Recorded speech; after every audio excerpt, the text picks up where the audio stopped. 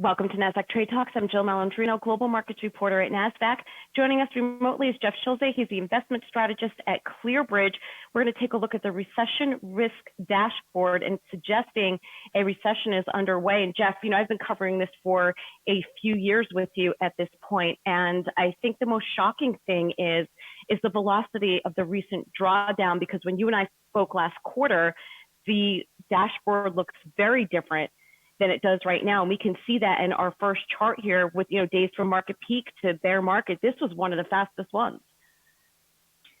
Yeah, it is how quickly things change. Unfortunately, coming into February, the markets were pricing in a soft landing here in 2020, a reacceleration of earnings growth.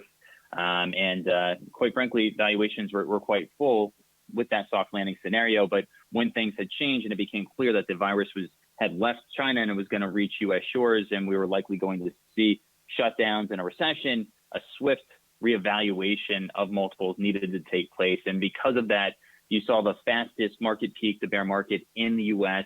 At 22 days, and that was twice as fast as the next closest time frame where that's happened, which was back in September of 1929, heading into the Great Depression at 42 days. So unfortunately, valuations needed to re-rate to reflect a new reality, but of course, that exacerbated into a liquidity crisis with a lot of the leverage players out there having to force sell because of margin calls. But good thing is that that liquidity crisis has been quelled because of the Fed's intervention into markets a couple of weeks ago. So I think that you're going to see choppy market action, but it's not going to be quite as volatile as what we have once seen. All right, if we go to our next chart here, this is the ClearBridge recession risk dashboard. And if we take a look at January 2020, the column all the way to the right, just about 2 to 3 months before what we're looking at right now, for the most part, every indicator was yellow or green. Only 2 of them were red. And that goes back to, what we were seeing before with the velocity of this markdown here. And part of this was predicated on the strong labor market and broader consumer strength. Run through some of the metrics that you're taking a look at here. Yeah, so we've officially turned red here in April. We're already in a recession. It's a foregone conclusion. A lot of the indicators have turned to red, and the 2 that are most notable since that January print, I think, are credit spreads and jobless claims. Credit spreads have gone to recessionary levels. Obviously, financial markets are trying to handicap whether or not a lot of these companies are going to be solvent coming out the other side of this recession. But I think the one indicator that most financial participants are going to be looking at the most closely is jobless claims. The last print that we had with jobless claims on Thursday was at 6.7 million claims. The previous record in U.S. history was back in 1982 at 695,000. So that 6.7 million print was almost 10 times of the record previous to this. So I think going forward, obviously we're in a recession. People are going to be watching that jobless claims number to see how deep this recession is going to be and whether or not there is a light at the end of the tunnel. And if we move along to our next slide here, taking a look at anticipating economic recoveries and looking for that light at the end of the tunnel, what does it suggest? What's the average time frame we could be looking at here? Yeah, so the average length of a recession is 13 months, so it's a little bit over a year. More importantly, though, if you look at the last 11 recessions, the average peak to trough that we've seen with the S&P 500 was negative 30%. We've overshot that. So we, from peak to trough, we're closer to 35%. So this is already worse than the average. But more importantly, the market will usually sniff out the end of a recession. And again, those same 11 recessions, the market will usually bottom 3 months prior to recession. And so I don't necessarily think that we've seen the bottom. I think there's a very strong likelihood that we retest the bottoms. But nonetheless, the market will start to sense that out and start to positively move higher. All right, moving along, I want to understand more about the policy response, fiscal versus monetary. We hear a lot of those terms commingled together. What's the difference? Yeah, so fiscal response, so I was very happy with. Obviously, Congress had gotten together very quickly to put together a $2.2 trillion fiscal package.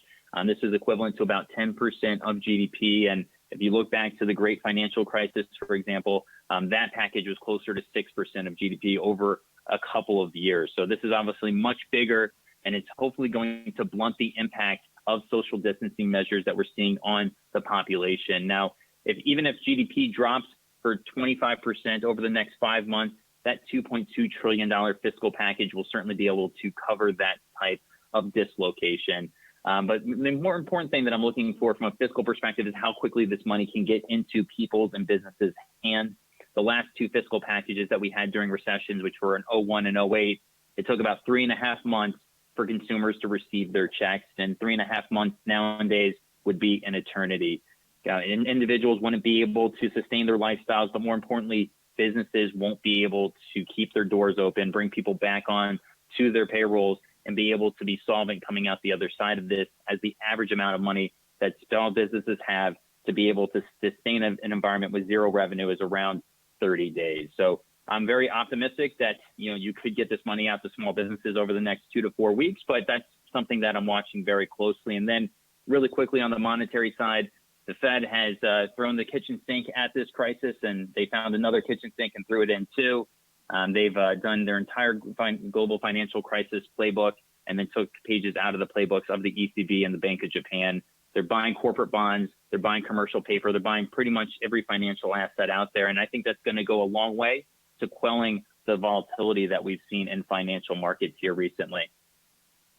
All right, and let's wrap up with the ClearBridge recovery dashboard. You're looking here to identify the conditions that are necessary for forming these durable bottoms. Walk us through this chart. Yeah, so there's a lot of times during a recessionary drawdown that you see what we call a counter-trend rally, or dead cat bounce, or suckers rallies, where a rally where the markets go up substantially, but only to trend back down to the eventual lows. If you look at for example, back in 2007 through 9, the largest counter-trend rally we saw was from November of 08 through January of 09. The markets went up for 24% over that month and a half, only to turn back down to the recessionary lows.